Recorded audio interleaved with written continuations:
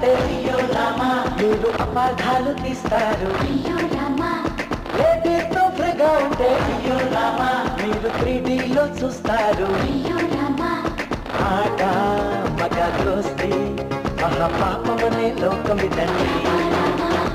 ఏదో కథే ఉంది అని కొళ్ళుకునే కాలమిదండి.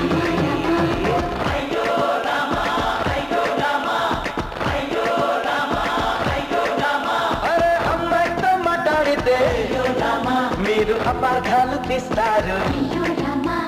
లేడీతో ఫ్రీగా ఉంటే మీరు 3Dలో చూస్తారు.